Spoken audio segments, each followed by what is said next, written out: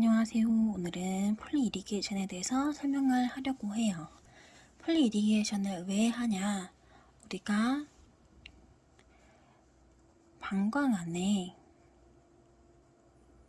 클라시나 터비드가 관찰되면 하기도 하고요. 아니면 헤마투리아가 관찰되면 하기도 해요. 이 방광 내에 클라시나 터비드가 뭐냐면요. 클라스는요. 응고된 것들이고요. 터비드는요. 용어가 탁하다라는 용어예요. 이런 것들이 보이면 방광을 씻어주는 역할을 하기 위해서요. 하게 되고 헤마투리아는요. 혈류예요. 혈류가 관찰될 시 블러디하게 나올 때도 마찬가지고요. 아니면 이미 응고된 피탁제가 나올 때도 마찬가지예요. 클라시 되면 소변이 더 이상 배출되지 않겠죠. 그렇기 때문에 폴리 이리게이션을 통해서 방광을 씻어주는 역할을 하게 되고요.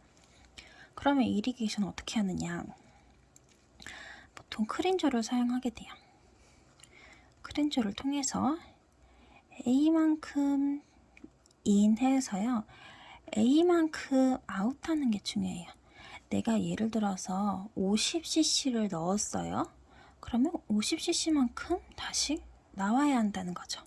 그런데 이러한 클라시나 터비드가 관찰돼서 이리게이션을 했을 때는 내 생각만큼 A만큼 다시 나오지가 않죠. 이때 중요한 점, 우선 폴리 카테터도 종류가 굉장히 여러 개예요. 그래서 먼저 2웨이가 있고요. 3웨이 있어요. 두 가지를 예로 들게요. 병원마다 사용을 하는 게 다르니까. 첫 번째 웨이는요. 원웨이는 우선 벌로닝 할 때 쓰는 웨이겠죠. 그래서 인턴 선생님이나 선생님들이 벌로닝 할 때 쓰는 웨이가 하나 있을 거예요. 그 다음에 만약에 2웨이의 상태에서는 우리가 하는 거는 여기가 바로 유린 백이 달려있는 거. 유린 백이 달려있는 걸로 하겠고요. 아니면 3웨이 같은 경우는요. 유린 백이 달려있는 부분이 따로 있고 두 번째 웨이가 이리게이션 하는 거예요. 이거는 보면 알 수 있겠고 저는 2웨이로 설명을 드릴게요. 우선 중요한 거는 폴리카테터는 클램핑 해둬야 된다겠죠. 이 폴리카테터는 클램핑을 해둬야 돼. 왜냐면 클램핑을 해두지 않으면 내가 쓰던 크린저가 다시 100으로 와르르 나오겠죠. 그렇기 때문에 클램핑을 해두고요. 벌루닝 부분이 아닌 부분을 잠궈주는 거죠.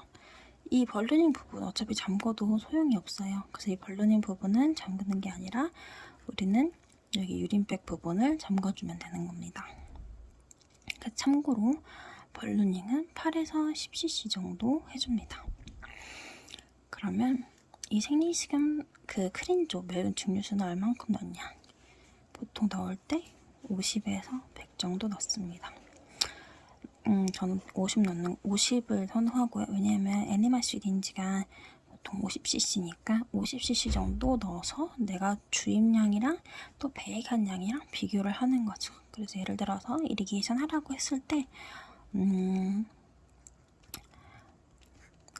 500 주입했고요. 배액량은 400입니다. 이렇게 써가면 되겠죠? 근데 이제 최대한 이 주입량과 배액량이 같도록 해야 하고요. 이제 만약에 50이면 500을 하려면 내가 10번 해야 되잖아요. 근데 10번 할 동안 처음에는 예를 들어서 클라시 여러 개 나오다가 하면 할수록 점점 클리어해지는 모습을 볼 수 있어요. 그렇기 때문에 굳이 500을 하라 했다고 500을 다 안 해도 되고요. 300 했는데 클리어해졌다고 그래서 양상 이런 거 클라시 얼마나 나왔는지 아니면 블러디함이 얼마나 블러디한지 정도를 알아서 이제 차팅해 남기면 되겠습니다. 그래서 병원에서 사용하는 폴리 카테터가 어떤 모양인지 잘 보고 중요한 점은 폴리 카테터는 클램핑 한다. 그 다음에 방광 내 왜 하냐면 방광 안에 클라시나 터비닥이 관찰됐거나 헤마투리아가 있으면 그때 폴리 이리게이션을 한다 라고 생각하시면 되겠습니다.